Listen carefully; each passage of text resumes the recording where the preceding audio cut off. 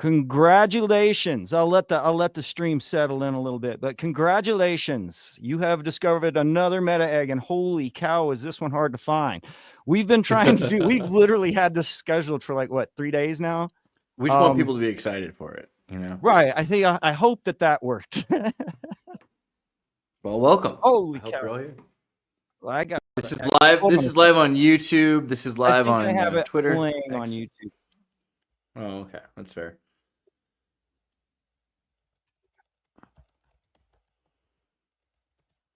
I'll let you figure out your echo thing for a second. Okay, is that better? That should be better. But you know what? Really somebody told me that this is how live streams work. They don't even. That's not better. It's not really better. How is that now? Aloha, Ollie Oxenfree, Marco, Polo. Jesus, this is what happened. We had this thing scheduled for so long, I had forgotten I had all of this stuff running. But now we can breathe because everything's cool the way it should be. As everybody files on into the live stream, I want to thank Andreas for being here. But first, I got to ask him, like, why are you here? I mean, I've been wondering the same thing. I think it's like more and more because I want to be. Like, I was thinking about this the other day. Like, how much control do I have over my reality? And my reality, I think the closest example is like that part of Bill and Ted where they say, well, when we win, we're going to travel back to this moment and we'll put a key there. You know what I mean? And that way we'll be able to open the door because once we win, we're going to go back in time and we're going to put the key there so that we can win. And I think that's my life. I think that's what's going on like every day. Like at some point I win and I must like be making all of this happen, which sounds completely crazy, but I know I do. Like I clearly must win. That means the only explanation. And then all the people I care about, those are the people that I'm protecting, and I'm protecting their ancestors and their offspring, right? That's not just me, that's X Church or whatever that is. But yeah, something's like that. So what do you mean by that? I mean, like, what do you mean? What do I mean by that? Like, I mean, like, your children matter to me. Oh, yeah. That's not you. That's who? X Church is the unified timeline. It's kind of like part of me, right? What is happening here? Why do I feel like I'm talking to Rick Sanchez or something? Yeah, kind of like that. Basically, we're going to protect the people we care about. We're going to work together. We're going to make sure that we win. That's who we are. We're the winners. We'll tell people who you are. Okay, well, I'm Andreas. I've got a sweatshirt with my name on it. And I'm friends with Will. Will's a good friend of mine. He's like, there's bad friends, and then there's great friends like Will. Will's one of the best. Oh, that makes me feel good, man. Like, it was worth the trouble getting here. It was worth the trouble getting here just for that. Dude, and he's a family man. Something I take really seriously these days is like people that can be family men. So like Will is one of them. That's really cool. We family homies. We're fams. Dude. But like you can like dudes that can raise a daughter, like that's a lot of work. Like that's like a crazy amount of like I admire and respect you. I just want to say. Seriously. Have kids. Kids save the world, bro. Yeah, I think that's like an important thing everyone should do if they can. Like I mean, pretty much. I think you should if you can. Thank everybody in the chat rooms. I can see you on all of the different streams on Twitter, on Andreas's channel, as well as Meta Egg popping off. I appreciate you guys. So I guess now we got a little bit of an audience generated here. Like, talk about why you sent me the Angels in the Outfield. I asked you if you wanted to talk about a movie, and like right away, although this was a long time That's ago, the thing. Right? I was trying to remember like how it came up because it came up super strongly. I was just like, remember thinking like Angels in the Outfield is everything this moment, and we need to talk about it. And that was also before you could watch it on Disney Plus. Right. So I was freaking out about that. I was like, how is this movie not on Disney Plus? And then we had like some vague kind of on my channel. We had like a bit of a conversation about this a little bit. the week after that, feel like Disney put it up, right? It was like a week after that Right. they put it on Disney Plus. Right. So it And felt then like like crazy kind of sync already just because of that. right. But then there was like I remember when it was before the Olympics. I remember that because I thought Right. about it a lot while we watched the Olympics. Like, and that seems like so long ago now in like 2024 time. But like that didn't Also, have our anything syncs go through with this like lucid, or not quite, the local continuity. So we probably were talking about Joseph Gordon-Levitt. It's a very spiritual character. His acting, what do you call it? Like where you're constantly typecasted. archetype casted. His archetypical type casting for Joseph Gordon-Levitt is pretty much related to the sinning saint, right? He's a sinning saint. He's a tryhard who loves God. That's his character archetype. And Okay. Don, what's it called? Don Juan. It's the one where he's like masturbating and watching pornography all the time. Oh really? Yeah, type in Don John. Yeah, you can try Joseph John. Gordon-Levitt. Yeah, I think I can figure it out, and I think that I might just go for the movie posters because like Don I believe John, it is. I believe it's doesn't it Don have John. That's it. Okay. With Scarlett Johansson, right? So you can see it before we even begin on this. And this is funny. This is funny. I don't think everyone's like us. Not everyone's into like, hey, let's just follow a tangent. Like, we're going to. You're allowed to. I mean, like follow the bouncing ball, but walkthroughs that we're going through like might have different people talking about movies at different capacities. But I mean, you're basically coming at this from like a synchead's point of view. So feel free to sync out, bro. Like, well, and I think that's also kind of a funny thing, right? We should explain maybe a little bit about why we do that, but what makes it worth it. But free form association is apparently the best way to remember things. This is how things are taught in school. If you're trying, in the old days, 100, 500 years ago, a memory palace was built upon free association and ways that you could remember. A turkey is associated with Ben Franklin wanting, instead of an eagle, or all these crazy things you can put together. Well, magical correspondence has something to do with it. And that's the other side of it, is it can be intentional. Through magical correspondence, they could actually set up this where you're like, hey, you know what? They've already thought about this kid. Why am I going to cast this kid? Well, this kid was in this movie, and a lot of people have seen him. So they think about this when he's in that movie. Now, a lot of people want to do the opposite. They're sick of being typecasted. But even that, right? Even then, you're doing some sort of antithesis. So the opposite is unequal. It's still tied. It's still anchored to the thing it's syncing to, right?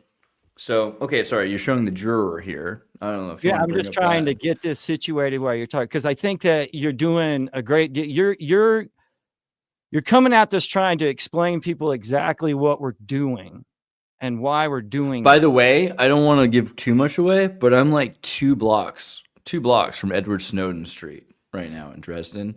So that's also funny. What do you mean, Snowden? Is it like Edward? They named a street. They named a street after him, bro. What? Yeah. In Germany. Yeah, in Dresden.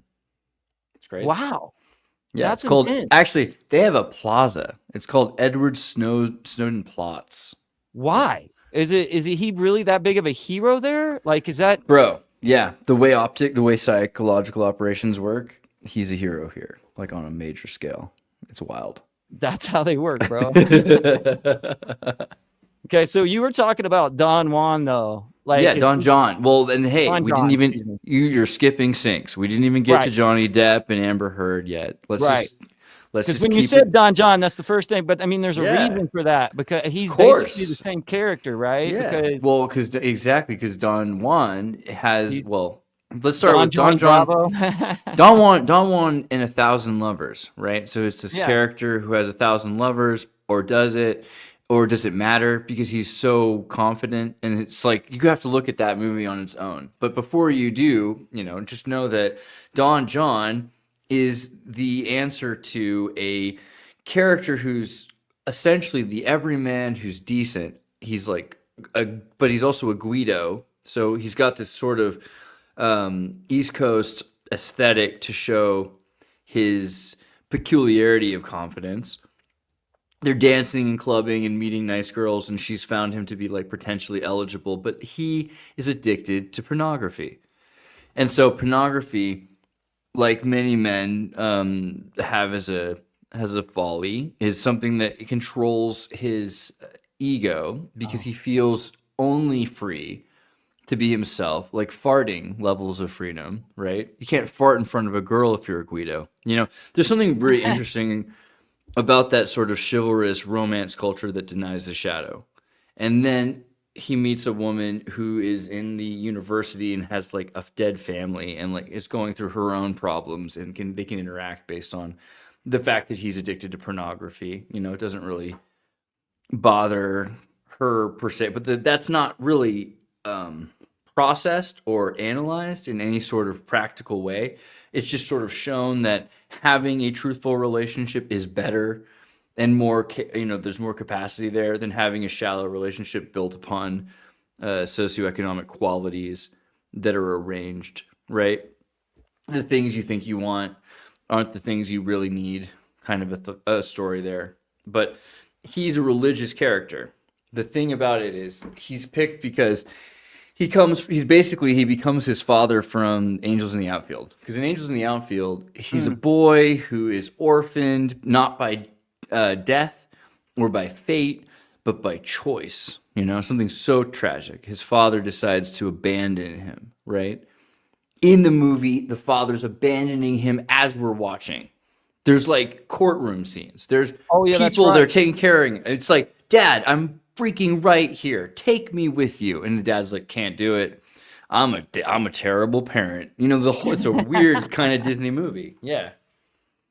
But that's kind of what he becomes in Don John. Like he becomes this guy who is a religious failure. And so he constantly the relationship in Don John is that he's constantly going to the church and he's asking for forgiveness and he's praying, and then the confession requires him to pray, and he prays 15 Hail Marys while doing, you know, sit-ups or pull-ups. So there is so in the movie for Don Juan, there is that religious aspect because it's extremely. I think it's more important than the masturbation or pornography. That's just the vice. The real focus is that he's praying and asking for forgiveness from God. That's really what this movie's about. Multiple people have attached these two women to like a Scarlet Woman motif. You get what I'm saying? Exactly. Yeah. And that's kind of explicit right there, especially in this movie poster. It's kind of wild.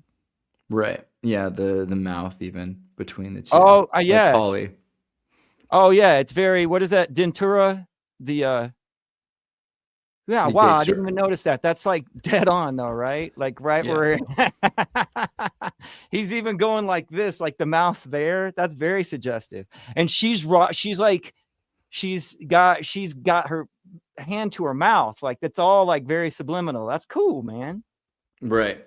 Yeah. I think also you could say Magnolia. There's a whole thing there with, you know, her what's the name of the lady from Magnolia there? Julia Moore? Julianne Moore had that character that's in a relationship with the father of the, you know, is it the sex addict or the you know, he's a man, he's like a Tate character in Magnolia. There's Tom Cruise is a sex professor. I don't know what you call it. Like he's basically Tate. He's out there. Yeah. The problem with her is that she's been in way too much. There's a lot of things that she's been in that people don't realize because they don't recognize her. If you're gonna pick a sync film with her, and I know Big Boogie Nights and a few others would be great, but but Magnolia just seems like such a obvious sync movie, right? Raining frogs and everything about it. Very Fordian, very like there's a lot of Jungian intentionality there. So yeah. And just again with the sexuality, like Reiki and Right. Wilhelm Reich. So the Right. sexuality is like the driving force, and so like that Tom Cruise as the Andrew Tate, but closeted. Is a closeted homosexual playing? Is Andrew Tate a closeted homosexual? Like, is that kind of what the insinuation is? Maybe, right? And that Right. relationship with like what is the aesthetic for Don John? I don't know. The Scarlet Woman is a lot of things at once, right? And then also with Scarlett Johansson, there's a lost in translation. I would say lost in translation would be like on the forefront. Right. Well, yeah, I think that I'm gonna look at um two movies actually on the same year in 2019 with Scarlett Johansson, that being Jojo Rabbit and Oh, good Marriage choice. Story. Huh? Good choice. Yeah, Jojo Rabbit, crazy. I just watched that Jojo here, but Rabbit I is think it would upset nutsy. people. It is. It is. I mean, okay, but we've talked about a lot of different directors in a short amount of time. I don't want to spend too much time like messing around with them real quick. There's definitely like the sainthood because in the movie, Joseph Gordon-Levitt is the one who sees the angels. Like he has like a baseball symbol and whatnot to tell everybody that the angels are there, but Right. to see them is his and his alone, which is kind of like goes into that sainthood or whatnot. I don't know what saint he would be.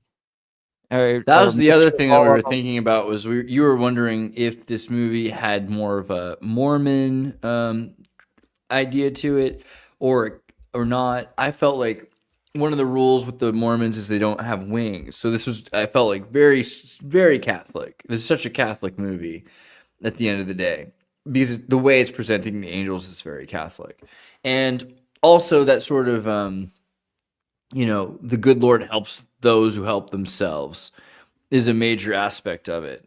And that the angels are kind of insane is also interesting. Like the angels are basically crazy people. Like they're the most insane kind of people you'd ever interact with because they're constantly dealing with life and death in this like insane way, right?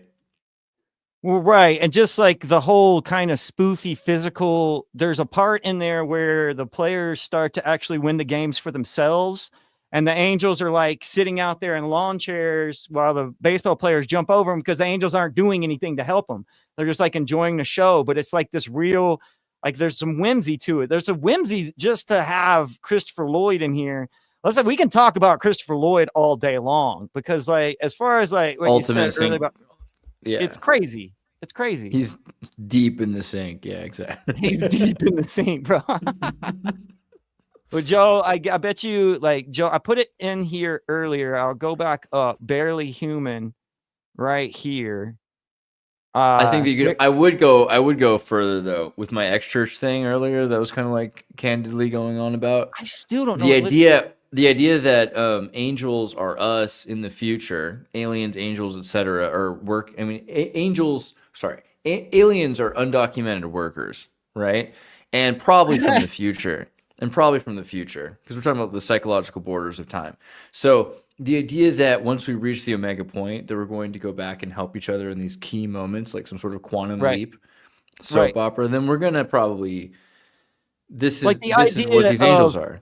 a holy guardian angel is yourself in the future. That's why you're kind of like projecting on who the best possible being you can imagine is the one Right. that you become, so to speak. But that's also exactly anyone's potential outcome.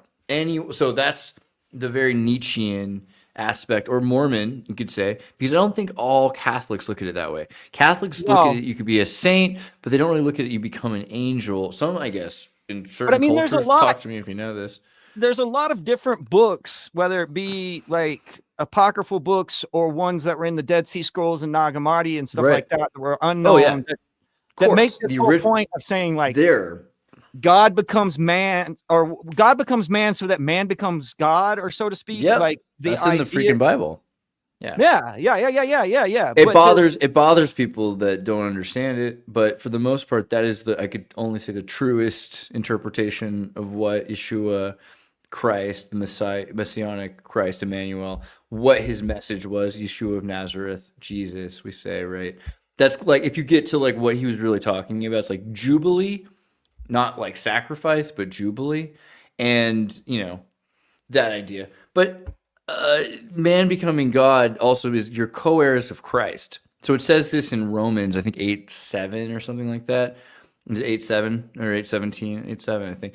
That we are co-heirs in Christ. We are together. So Christ is a thing that we're doing together, and it's a horizontal thing. So it's not that like you're working for this sacrificial character. Regardless, this is what the movie shows, right? That is exactly what the Disney movie is doing. The movie is showing you angels becoming, because Tony Danza becomes an angel because he smoked too much.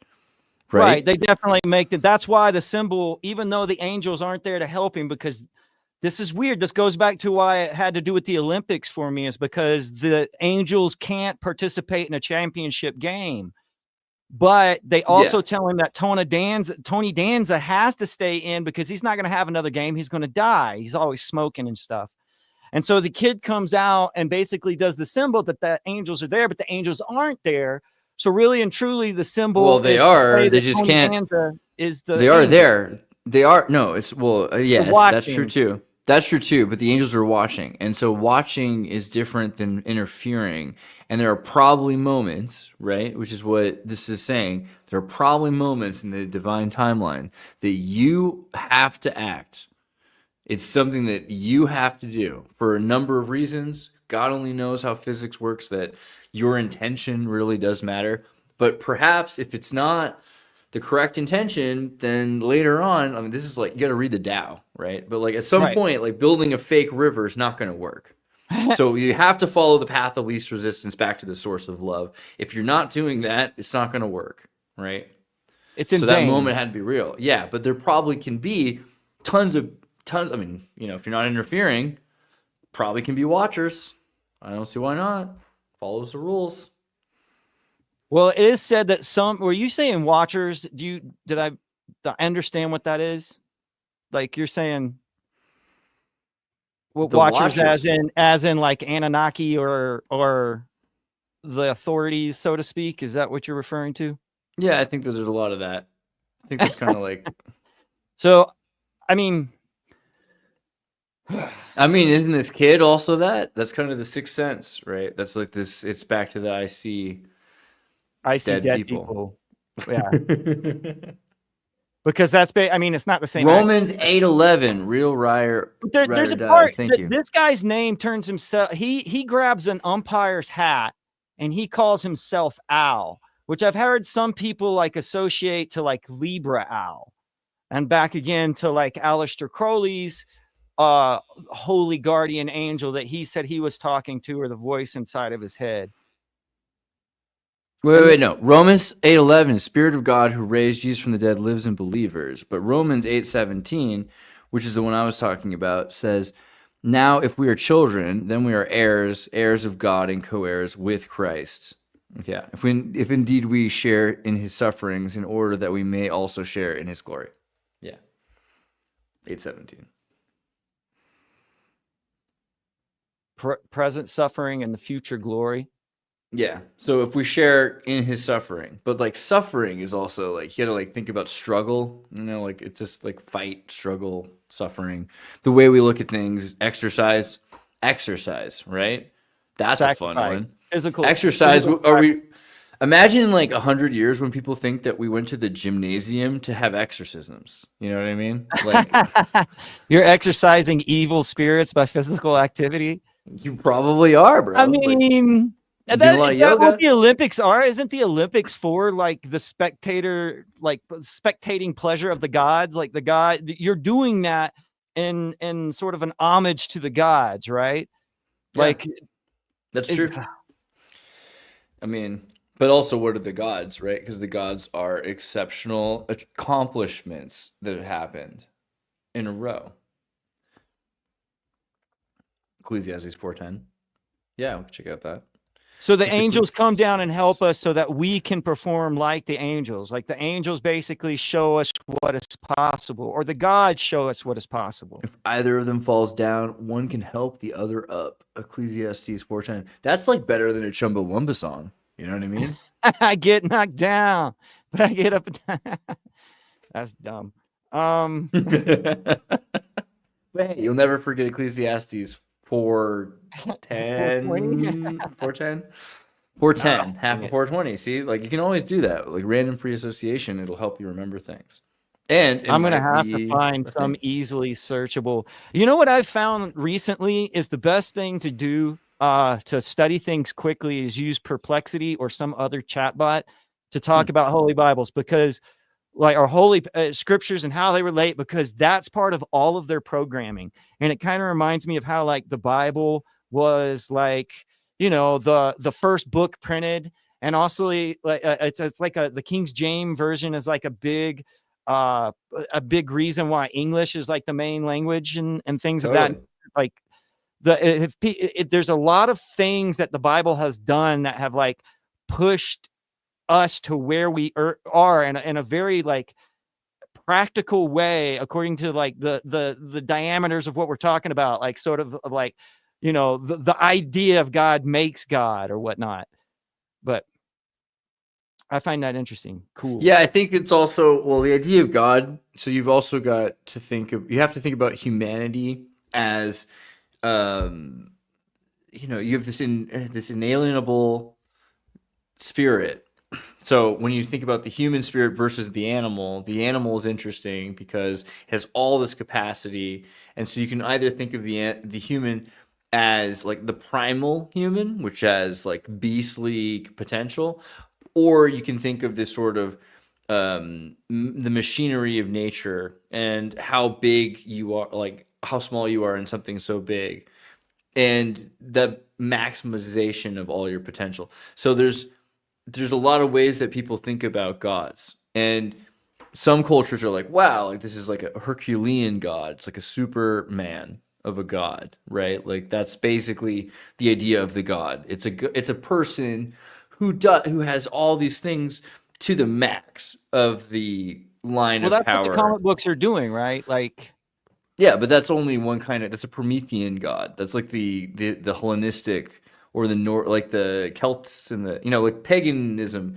They have these supermen gods, right? But there's right. also this sort of um But this stuff's more possible. Like, there's that. I don't remember his name, and I don't remember the exact story. But there's always that the example people use about the mathematically proven speed of a top speed of a human, and then the guy beat it, and then within like a month, like school kids were beating it because it all had to do with like what you think is possible, so to yeah. speak. There's the Deus ex machina god, right? So there's the Ubermensch god, and there's the out of the machinery is the Right. Which milieu. is the same thing. Like something like the God's not really worried about our narratives. He's part of another story that has like higher technology, even if it's just a ramp that lowers him down on stage or whatever. Or to imagine that we are the machinery itself, essentially, of the thought, and the thought is like hyper complex because it's able to have all. I mean, this explains any sort of multiverse is the potential for, well, what if this happened? What if that? God contemplating all of the potential scenarios, right, to a question, and how real that imagination would be us existing. Right. I think that's a fair resolution requirement for a God thought. It has to be at least as real as we are. Right.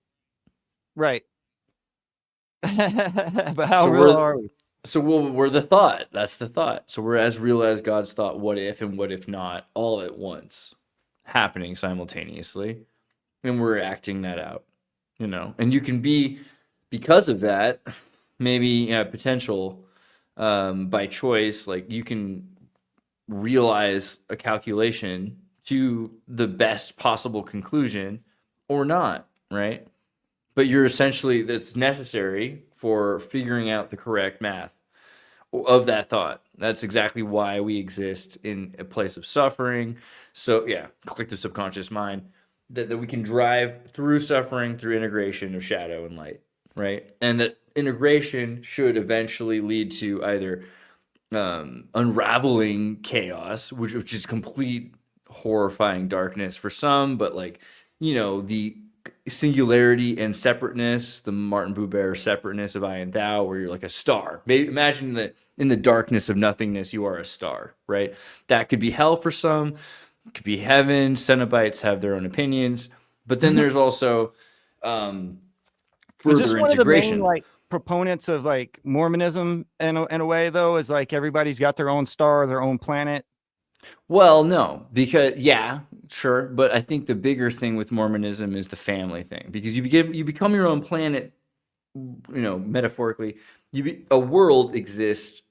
Procreation of progenitors of worlds have to be familial. You have to have a male and a female that have created this sort of tantric marriage that will produce the integrated masculine and feminine energies of the soul, like the zeitgeist of the planet, as you're calling it, the world that will appear.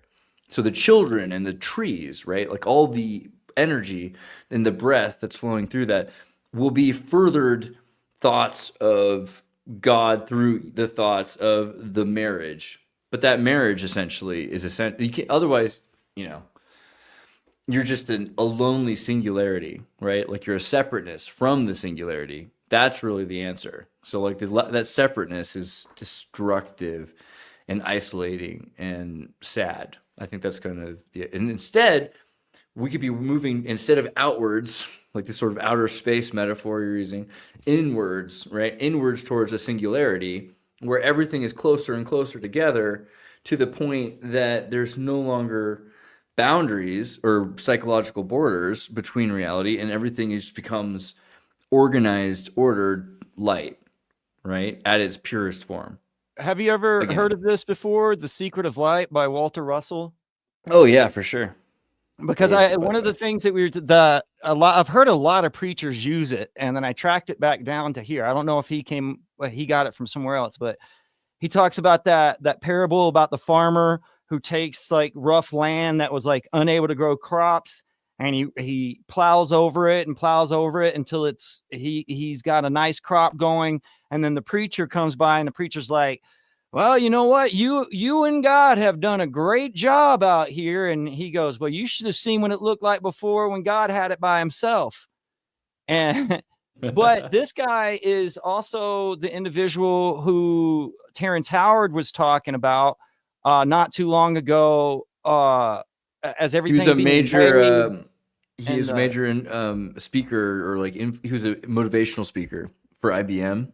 So like a lot of major computer engineers were highly influenced by him as well. right. Whether or not it's very controversial, but he basically said that he got his knowledge like directly through sort of, I guess, the idea of wisdom, like a direct communication with God in his head, so From to speak. Sophia. Yeah, the Sophia, yeah, exactly. The feminine aspect of God in a way where there's wisdom that already exists, and it's our illusion that we are by ourselves is what kind of separates us from the other experience that's already like being experienced by the universe.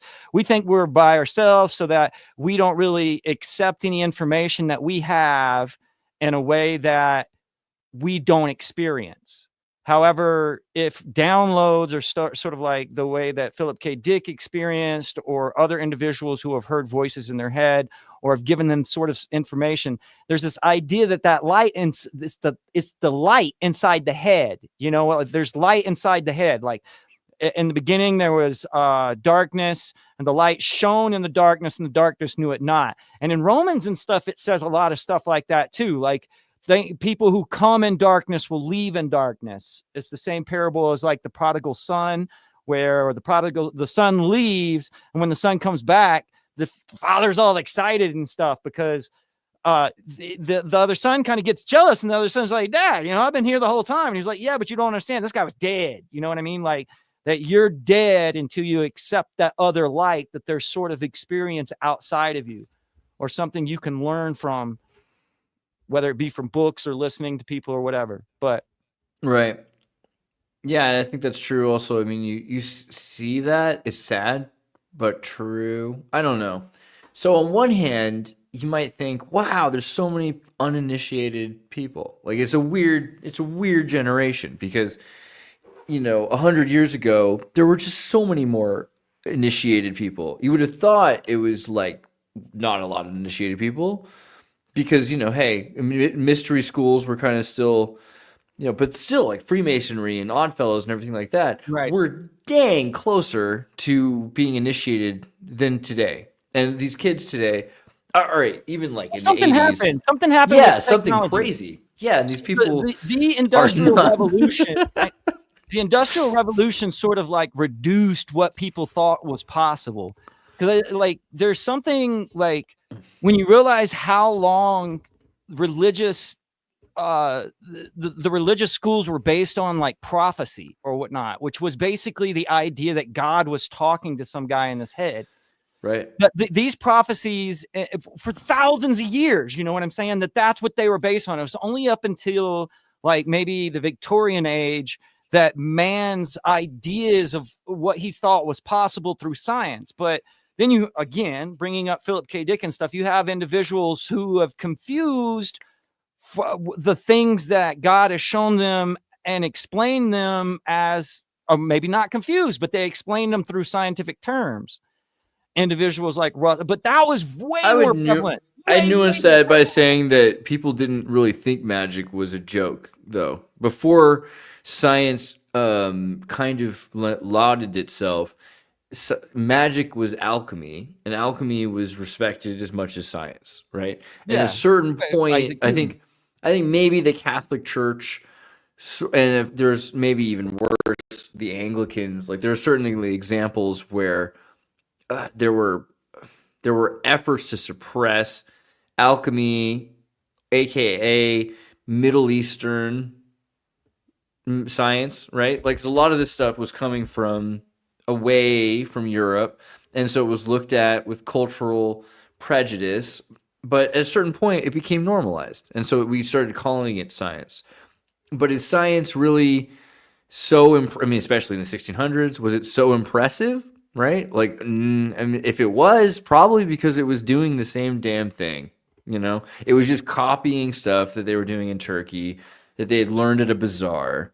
And you cannot disprove that. The more you look at 16th century, 15th century documents, it's examples of Irish porters taking Byzantium documents about, Middle Eastern or maybe even, let's say, North African medical records from 1,000 years earlier, even. So Europe was just greatly behind the times, and a lot of it they had trade secrets for. So they were like, "Hey, we have this snake oil that makes you feel better." They don't tell you how it works, but at a certain point, people figure it out, and it becomes, as you call it, science. The same way beer has laws, and medicine has laws. Science eventually has laws, and you have licenses and everything. But yeah, I don't think magic was looked at as some sort of unattainable. And so most of the time when they were saying, hey, well, we can build this with science,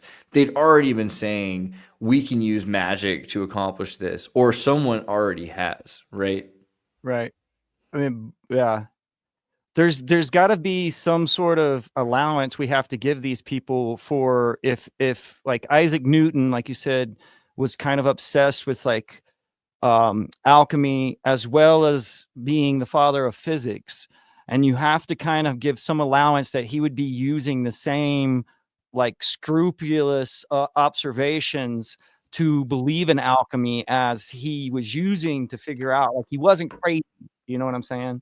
No, yeah. Well, maybe a little bit, but he was awesome. I mean, like, what do you want to say? Like, obviously, a crazy time. There's a plague going on. Schools are shut down. There's a quarantine. I don't think anyone could understand it, right? Just kidding. Just kidding. Yeah, but like he went through that. He did. He went through the same thing you all did, and he got a book or two or three or 400 books that he had access to at the school because he was basically locked up alone. He was reading all these books. So good for him, I feel like. Like that's what you should do with your time. So, okay, we had a hard time scheduling this whole thing because you're in Dresden, right? It's true. I am. Why?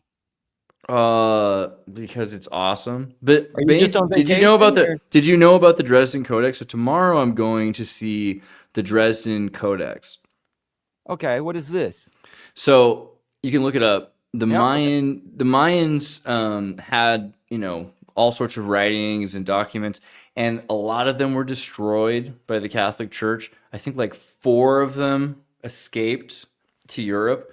One of them was destroyed in the Dresden Library, I thought, but no, turns out in our timeline, the thing exists. So it's at the Saxony University Museum, and I hit them up and I was like, hey, cool, can I check it out? I'm American. And so basically they're like, yeah, let's schedule a time when you can touch it. Wow. So you're going to get to like, you're not looking at this behind glass. You're going to be like, yeah, tomorrow white morning. gloved. Yep, white gloved tomorrow morning. How exciting, dude. I know. I'm kind of, yeah. Why are you I hate here? to How did brag. you get here? Like, what do you do? Like, why? Dude, well, so I'm gonna check it out. I'm gonna like look at it more. I've been always my whole life curious about this thing. I've always wanted to know about the Mayan, and also, isn't it interesting that we call it the Mayan civilization? Because as a kid, I took Sanskrit. Maya means illusion, right? In Sanskrit. So it's like the civilization of or the illusion civilization. Like it's an illusion. I don't know. There's something about this whole thing. Yeah. Yeah. It's crazy. Holy cow. So I look forward to learning more about, I want to see that. And also I'm going to talk to, someone will be there. I think someone named Edith, I believe. Sorry if I get your name wrong, but tomorrow I'll be able to talk to them and they'll be able to tell me a bit more about it as well when I see it. So that'll be cool. If we were going to do or look at another movie and think about not being like totally relevant at this time. we didn't do the full Angels in the Outfield walkthrough though. So make sure we're gonna do that. No, there's a lot more to it, I guess. Yeah. Yeah. Do you have anything you want to talk about now? Well, you can say if you wanted to talk about another movie as well. Like I didn't mean to cut you off. You want to come back. You want to do a part 2 to Angels in the Outfield, huh?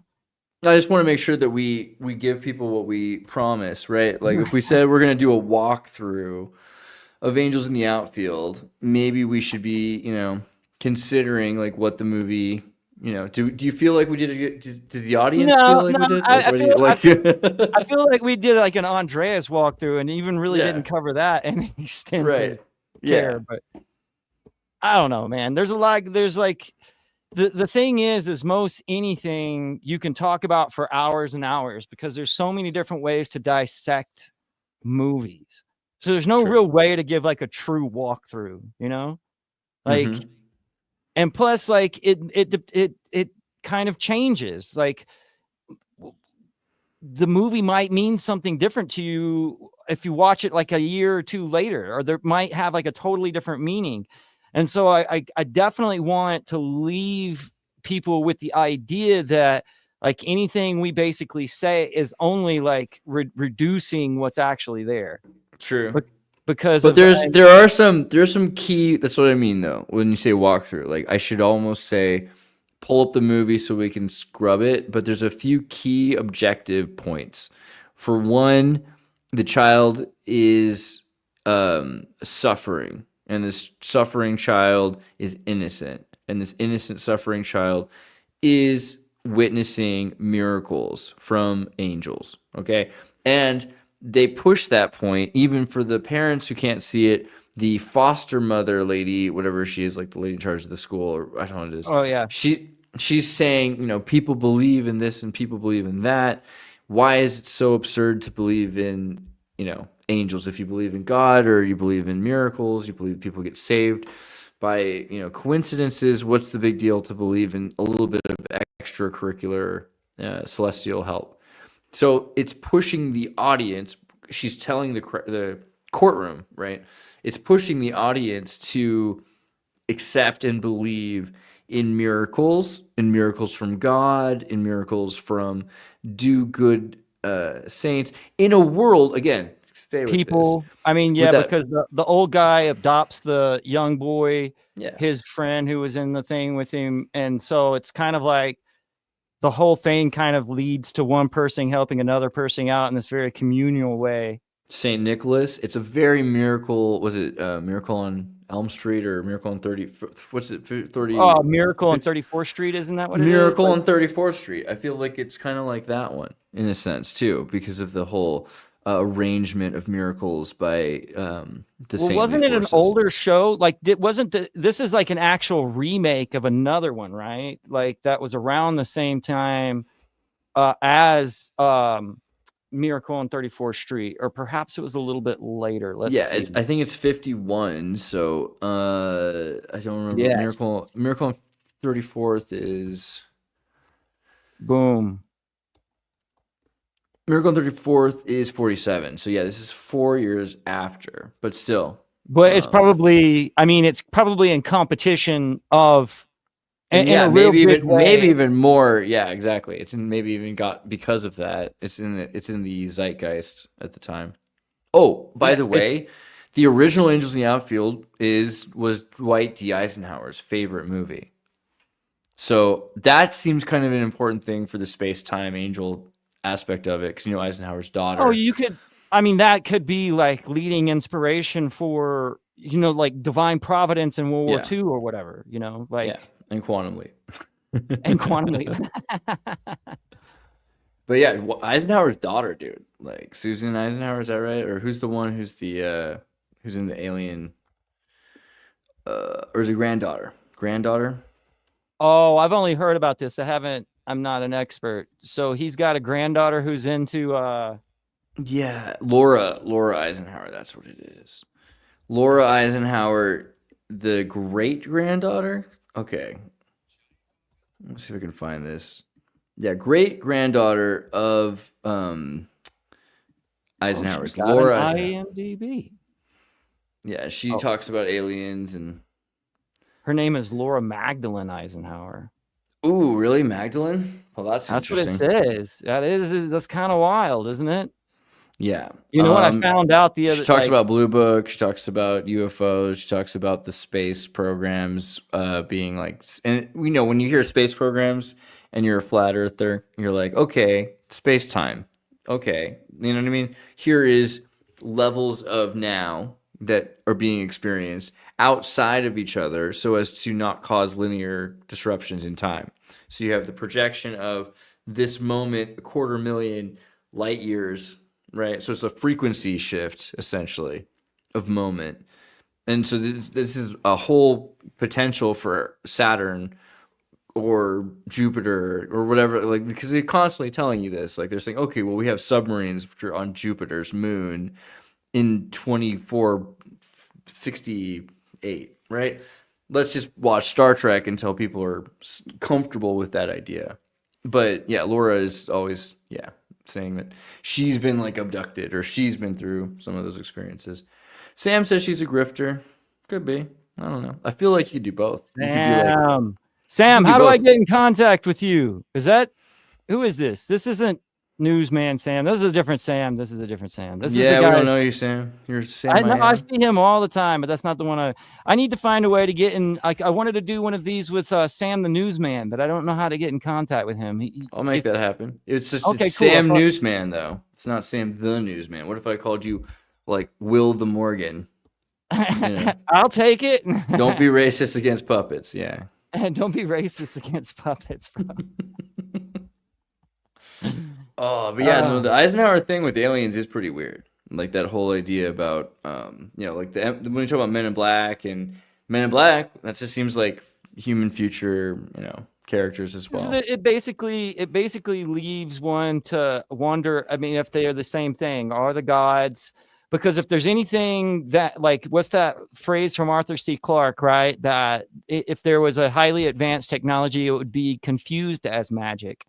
And Well, but what if that's the thing, right? What if like the whole idea or the aspect of God, indistinguishable. Not necessarily confused, but indistinguishable. You know? indistinguishable, correct? That is the correct quote. But that's the thing though. Like that means if you like reverse that logic, then anything that we have confused as magic is tech or highly advanced technology or so forth. Yeah, it's just they are the same thing. They are the same thing. They are synonymous. Yeah, I feel like people want magic to mean something other than science, but science is just sort of a way of describing something happening. You know what I mean? So if something's happening, that's phenomenologically magical. You'd have to be kind of an asshole not to say that, love or fear or excitement are magical, right? Like everything is magical. So how it's happening with the science behind hormones and etc., like cool, right? Great science. But fundamentally, it's a magical thing that's happening, right? It's and so maybe on the deepest level, the more you start to look at it, you're like, wow, I get it. I understand you, God. But sure, you're still looking at like how quantum particles are integrating and quarks are becoming one. It's like it's just more and more freaking beauty, right? But it's magic, right? That's what you would call it. I mean, yeah, and if you think of it that way and you read like the Bible, you start seeing that that's what it's saying the whole time in a way. Like, because there's like, I noticed in Job, again, by using chatbot, I discovered in Job that it talks about the water cycle. So there's a part in Job where it describes, water going up into the clouds, then coming back down, then going through rivers back into the ocean. And that wasn't something, I mean, that's like an observation, but that wasn't written about as far as like science goes or through a scientific method or understanding until like over 1,300 years later. Yeah. And then that's like there. So you can. So your epistemology changes, right?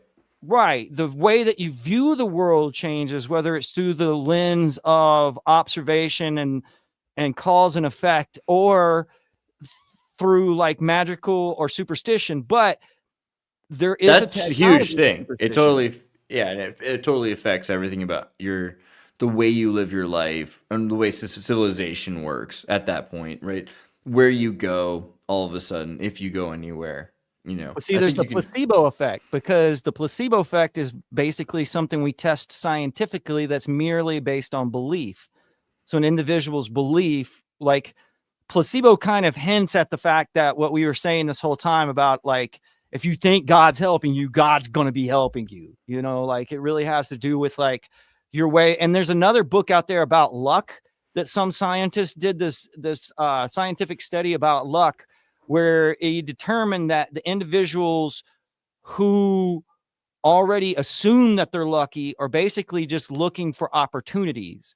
They're more receptive to opportunities or the fact that something could be possible, and they're not really like discounting. And then there's flow states, which basically says that like doubt and disbelief take up too much bandwidth in the brain, which doesn't give you the plasticity or the mental ability to be creative with thought and expect things to happen.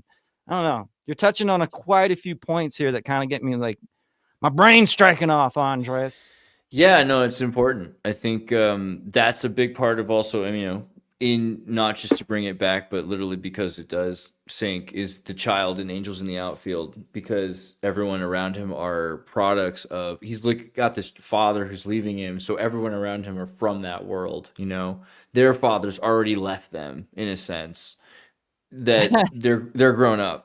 And the father, or the angels, our fathers, the angels are our great grandfathers. Our father has left us, and well, okay, so are the sons of God, in Genesis, and I think in Romans 2 talks about it too, where God gets here and the earth is like covered in water, meaning that the earth already existed, and God came across like a civilization that had already destroyed itself, so to speak, and then repopulated it under the guidance. So you either hear the voice of God in your head, or you become animalistic and think that nobody's watching, so to speak. Yeah. And that was kind of, I mean, the Marcionites, right? Marcion kind of said something like that. The idea that God couldn't possibly be the same God that we're talking about. Like the God that was angry, jealous, wrathful, and mean, clearly a very different guy than the nice I love you God that we're talking. So couldn't even be the same God. Must be that there's two gods. And that was normal. That was what normal Christians believed at a certain point. That was just the way it was. But well, I mean, it makes sense because there's parts in, like, if you look at like the grade school rubric of like the 10 Commandments, it says thou shalt not kill. But after God gives them that commandment, he's like, go and kill those people. So there's a little bit of play on God, like totally. And Lucifer for being phosphore. So if Christ and Lucifer are really the same archetype, but that they've been divisible the way that God was originally divisible, because you've got El Shaddai.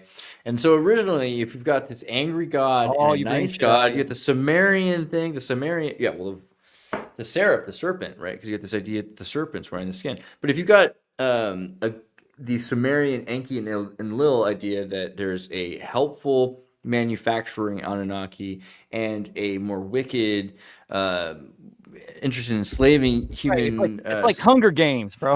Right. That explains a lot about the Lucifer archetype, because it's like, this isn't Lucifer then. That's the description of phosphore.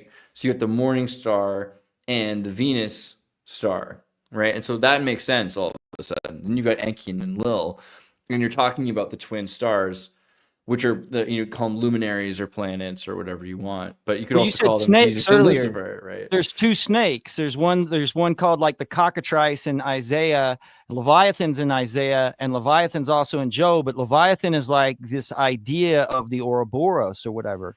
So a lot of the times, like, I kind of imagine like in Judgment Day when it says everybody's in the book. So it's kind of like this idea of prophecy is the same thing, right? So prophecy is written in the book. If the prophecy comes back, then like you're in the book, so to speak.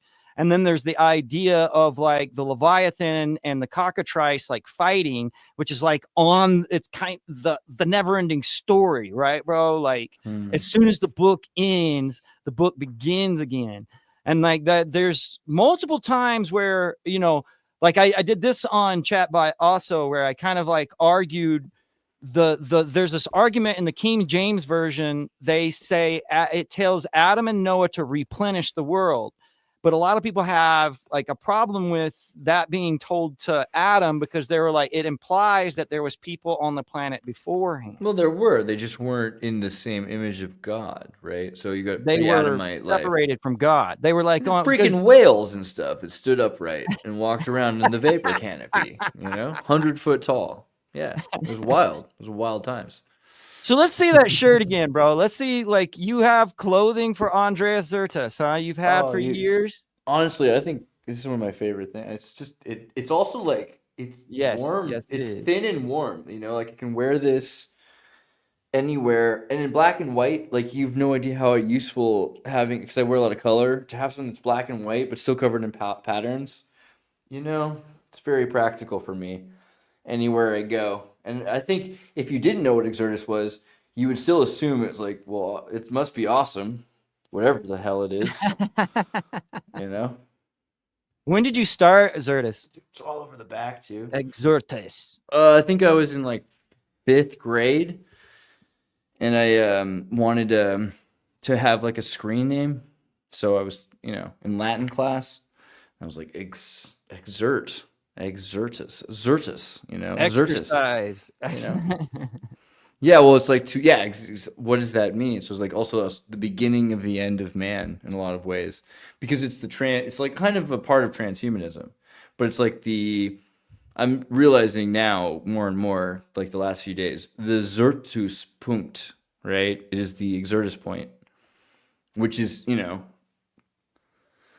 you're all part of it. Congratulations. I don't know what's going on. Could happen, but hey, you're all luckier for it, I'm pretty sure. So Yeah. Full circle, my man. Yeah. Very well done. Dude. What kind of stuff do you talk about in your channel? I mean, more and more I'm trying to focus on this, on the future and the singularity, because I originally talked about the past in order that I avoided trouble. I thought, hey, I don't want to talk too much about current events, like, because if I talk about things I saw, where I used to work at CNN, I feel like that would bother people. I don't want to get in trouble and like killed or something like that. So I thought, oh, I'll talk about things that are only like 100 years ago for a while. That way you, especially also like YouTube probably won't bother you. So Tartaria, right? Let's talk about Tartaria and things like that. Not thinking that, wow, the entire world paradigm that we live in is under control from the people who lied to you and brought to you the New World Order out of Tartaria. So this is probably not the best way to hide out if you want to like not upset people, because you're gonna upset you're gonna Alex Soros and things, like you're upsetting the worst of people to upset, But then you start to think about Tartarian history.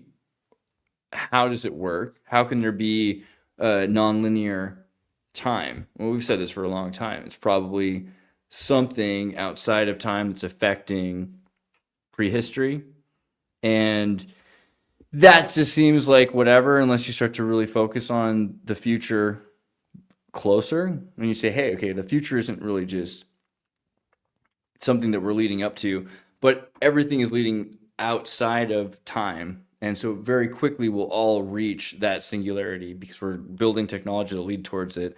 That's probably affecting the past right now. So it's as important to study the past. Yeah. Like in holy books and everything, like the attention towards discipline. Like there's one scene where the disciples are shown like all of the children that their actions benefit. And that kind of gives this idea of like these bloodlines or whatever. Like one thing that you split off has many like offshoots. Yeah. And they make that comment in like Isaiah and stuff. There's quite a few depictions of the Savior being called the branch. And it's crazy when you think about they talk about Abraham, and he's super old and his wife is old, just 100 years old and barren. And the angels are like, you're going to have kids. You're going to have way more kids than you realize. You're going to have like nations. Stand on a beach, right? Which is not really true if you look at it just as like the Israelites, like the Jews today specifically. But if you consider Islam and the Ishmaelites and all of the offspring truly of Abram, then boom, it's like billions. You know what I mean? It's like bang, like a lot of the world that's like is the whole idea of like sort of like child sacrifice is like you're giving up that offshoot. But all of those potentialities kind of like come back and repercuss onto you. So like there's all of this energy in a child, right? Because it's not just the child. It's like the idea of like an acorn is not just a tree, but it's all of the other trees that come from it, that when it drops the other acorns. And so like if you're not sort of like righteous at the beginning, or it's more important that you do good in the beginning, because that could destroy whole bloodlines or whatnot. Like it could destroy a whole crop, so to speak. Like you can think of like bloodlines as crops or whatnot. Totally. Yeah. And it ripples in a pond. So this affects the past and the future because you're destroying the importance of your ancestors' existence if you destroy the future of the future generations, right? Like you're yoked in between the past and you were the valley in between the past and the future. So if things are going well for you and they help your children's children reach the future, whatever that means for you, that's paradise, that's heaven, that's where you're able to return and make contact to this world in whatever timeline. So it benefits you and it benefits your ancestors. Because if miracles are going to happen to them, it's probably going to be through your great-grandchildren in the future working for X church, you know what I mean? Or whatever that metaphor is for you. Yeah, I have like Huey Lewis like playing in my head right now. Gotta go back in time. Yeah, I seriously. mean that would make sense though. If one had insurmountable amount of resources, one would try to go back and save as many as possible, right? Yeah, right. Yeah, especially the people you care about. And if you can, I mean, there might be some other things you'd do, like you'd watch. I'm sure like war and famine and like concerts or like whatever. There's probably a The lot of Q people ran that watch these things. probabilities. See, a lot of people say that like World War II benefited the human race. You know what I'm saying? So like when Jesus. it talks about like in the Bible, it says, I'm in don't Dresden. well, it did. It kind of did. It accelerated like the space program and stuff. There's so many things that we Did wouldn't it? Do you have think if that it we? wasn't for the competition of trying to get there first. No, I mean, I don't know about that. I feel like I feel like if you I feel like without the war machine, there was more interest in it. You got to look back at the time, right? In the 20s and 30s. Okay. So in the 19th century, you had several depressions. And in 1929, you remember this one, it hit the whole world. There's a big depression that hit the whole world. So by 1930, this idea of like we should spend more money when we get it again was starting to emerge. And you can see it in Hollywood as well as in Europe that the glamour, right, is that spend your money today culture starts to emerge. You have time preference. Do you focus on how you're going to spend your money? So you're going to build something super nice to last for thousands of years, or do you quickly just get what you can get, right? And that culture emerged. Also, you have sci-fi. You have crazy amounts of sci-fi in the 20s, even before even before the crash. Throughout the 20s, people were saying, "Hey, we're going to build rockets. We're going to build all this stuff. Right. We're Okay. going to and all these clubs and stuff like that. NIMSA, the Sonora Air Club.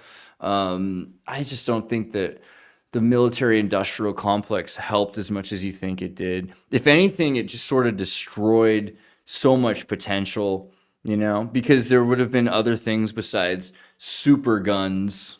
That was a big waste of time. Let's make freaking guns the size of trains that are on rails so we can shoot bullets 17 miles.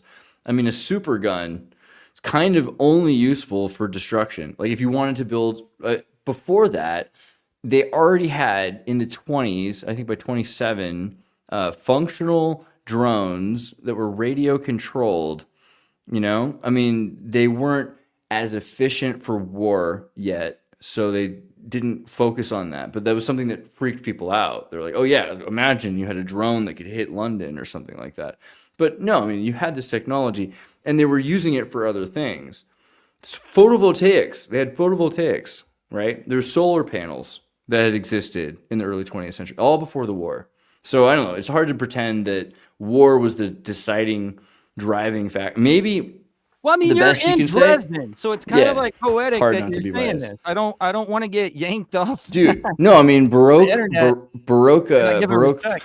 No, it's cool though. But Baroque, they broke the Baroque architecture. Like this whole thing is such a beautiful Walt Disney looking place Like that European Village. you got to see. Like, find some AI upscaled. I'll find one and I'll upload it on my channel. Some AI upscaled Dresden film will blow your mind. If you see Dresden in the 30s, 20s, 30s, like whatever film, the few films that they have, it'll blow your mind because it's just it's like when people talk about Tartaria, it's the most beautiful thing they can see is Dresden. It's objectively crazy beauty and it's insane. It's giant, dense stones work with copper flumes and meticulous little Antiquitech towers everywhere, and it's just like they destroyed it 5 days before the end of the war.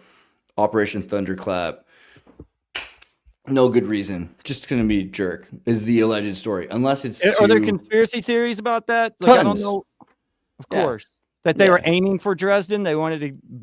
I mean, for one thing, the idea of just destroying East Germany to make sure that certain things didn't fall into the hands of the Soviets. There's like a spite thing from some of the anti-communists. For another thing, the ideology, like this is such a beautiful place that if anyone has it, it will rekindle their spirit. So by destroying it, you're destroying the German spirit, and you'll keep them down, and you can replace it with strip malls and IKEA, and eventually they'll all just be Wessies, you know, like that was the goal. Hamburger eating Wessies, yeah. And then so the other thought though is that Dresden was an epicenter of Antiquitech, right? There's sort of Augustus the Second, Augustus the Strong, right? Had this crazy castle here. There's a lot of stuff that if you look in Dresden, the likelihood that so much was destroyed, but also the stealing of art, right? The capacity for people to take things out of Dresden and to pretend that, you know, nothing happened, that it was just destroyed in the fallout and the shelling. It's a star fort. It's a major giant star fort. So the complete destruction of that, people will take it to a further place and say this is actually destroyed energy. Like these are on ley lines. They actually, another thing that's funny is like, so I always thought ley lines was kind of a hippie thing, but in Germany, ley lines are a Catholic thing. So it's the original guy who saw them lined it up with churches. And so he kind of like, I remember that was like when I was in middle school and got real into that and stuff. They're called Heilige Linien, right? Which is holy lines. That's what they're called here. And it's been going on for centuries, right? Because it was the Holy Roman Empire, and the Heilige Linien were the lines that connected one church to another church, which are essentially the way of St. James. So these are like these are the Roman roads or whatever people are referring to when they say that, or the ley lines, the Heilige Linien. And so I always thought it was like something that someone just noticed later, but no. Right. Well, I mean, that's kind of what it's taken on. Like by the time the internet came along and stuff, it was kind of taken as like a new agey thing. I remember back when I was a kid, that initially started with like ideas of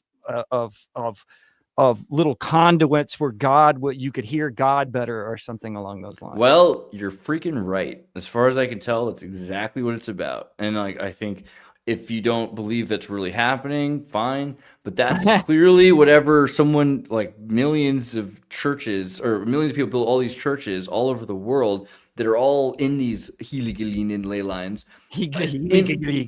Yeah, just saying that gives me a little bit more. I believe in it more. I'm like, all right, Heilige Linien, all right, that tracks. It's okay, yeah. Yeah, all right. It's a thing. Sounds better than ley line.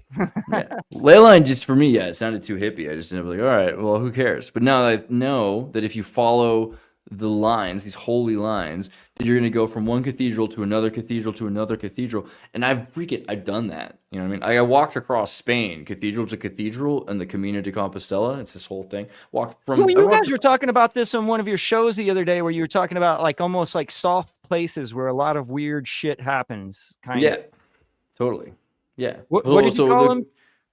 Soft places? What do you mean? Is that what you called them? I can't remember. Like little portals or places where, because I know like Lauren Coleman, another synchead, made a book out in the 80s where he's talking about like the Bridgewater Triangle and the fact that there's certain places where cryptids are alien, like lights in the sky. So like state parks and things like that. We were talking about state parks. You were talking about like kind of. Yeah. So I feel like that's something I've been thinking about, is the idea that like I was watching a thing and I came to this conclusion is all. Like there was a video talking about, it's like Chicken Soup with a Soul kind of videos. Like Jennifer got lost in the woods.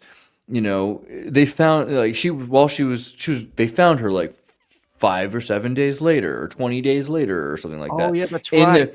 While she was she said she was only in the woods overnight, but she met a lady in the woods. She described the lady in the woods, and she matched identically with the same outfit and hair and face and name as another woman who was missing in the woods 27 years earlier. And it's like these kind of stories, and I was like, well, okay, wait.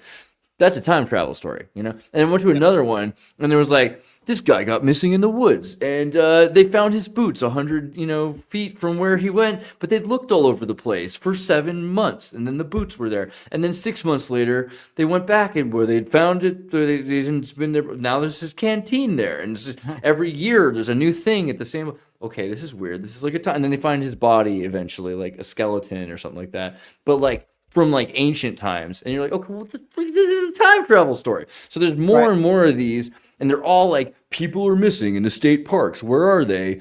Well, bro, maybe it's part of what we're talking about, which is that I don't know. I'm supposed to. By the way, if anyone knows Archaics, someone keeps telling me that like this is something that they talk about, so we should talk to Archaics. Big John, because I think he does something about the Phoenix Point, because like there's this idea, right? We talk about the Horizon, or he calls it the Phoenix event. Is what I think is. Someone sent me a video earlier about this from Estonia, and the guy told me, but this idea that there's a Phoenix event in like 2045 or whatever he says, 2040. I think it's June 2040, which is like pretty on par with this idea that the singularities, the eventual singularities are between shortest point of the timeline to longest point of the potential realities, ancient Sumer or Tibet, and then to like the 1940s, and then to like 2040. Like basically is the top of potential reality. Like eventually you get to a point where it just freaking has to happen. Like you have to, and it goes back to the beginning. You got to get off the bus. Yeah, it's at a certain point. So that I think is he's talking about that in terms of cycles repeating. So it'd be good to look into that more. But I think that in general, like there's no, sorry, someone just said down the rabbit hole, and I was like, oh, that song is good. Hey, well, look, I want to tell everybody out there, thank you guys for watching. Please, like, look into Exertus if you haven't. And everybody who is on Exertus watching now on his YouTube and his Twitter, please go ahead and subscribe to Meta Egg on YouTube. Look, I love you, dude. I love everything that you've done. I got a show coming up that I want everybody to know in about an hour and a half with Alex Fulton. Oh, sweet. Yeah. It's pretty dope. We're going to talk about Wes Anderson, though, but plus also like take a little gander at his Substack and crypto crewbology on Twitter and whatnot. But I you know what? Like it was worth it. Like it was a little bit like I got stressed out, man. Like trying to connect with you stressed me out. I'm sorry, bro. Well, yeah, because we make you do it earlier in the day now because they don't stay up all night. Which I was thinking originally, like it's gonna be so great because they stay up all night. But then I got to Europe and immediately you fall into this like normative lifestyle. You know what I mean? Like it's Sunday right now. It's almost over. But stores are closed on Sunday, like you're not going to go to get juice on a Sunday. It's weird. Like the way you just get trapped in a paradigm. So, but I like it. When are you going to be back? When are you going to be back? Like when are you heading back? Dude, aren't we so back? Aren't we so back right now? Isn't that right? That's the vibe. MAGA. I like how you dodge that. You dodge a lot of questions about yourself, man. I still don't know who you are. Bro, I'm Andreas. All right, look, man, I love you. I'll talk to you when I guess Sync Tank is going to be continuing. You want to jump on Sync? Yeah, we're doing Sync Tanks earlier though because of my whole thing. So you guys want to do Sync Tank at like is it like 3 p.m. instead of at 9 now, so it's like 6 hours earlier. So yeah. Well, I'll see you around. All right. If you want, you're welcome to join that show. I'll send you the link for it.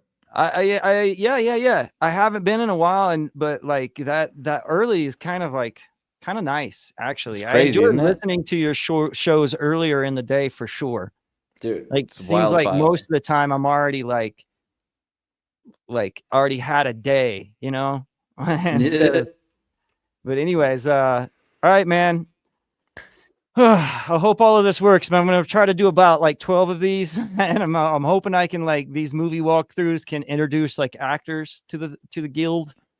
But yeah, we will see. Well, we should definitely do more. I'm sorry I went like on such a tangent because it's been like 3 weeks since I saw the movie. So I was like, there's a lot of other thoughts that I've had. But I swear to God that, and not just metaphorically, that this is related. I feel like the idea that these angels are time travelers is kind of what I they're like trying it. to put in, and especially the idea that the sainthood ascension is happening, regardless of the fact that Tony Danza is a sinner, and because everyone's a sinner. So there's somehow potential that you can achieve miracles, and just through achieving miracles thrice, like 3 miracles is enough, through at least the Catholic definition, to become a saint. And that's, Latter-day Saints become angels. Hey, right? It worked out. They get their Good own movie. planet. Yeah. Hey, man, I'm going to send you the links for Fulton. I don't know. You can do with them as you will. But until and then, check under everyone in the audience. Check under your seat. You get a planet. You get a planet. You all you get get a your own planet. Everybody planet. gets a planet. Yay! Cool.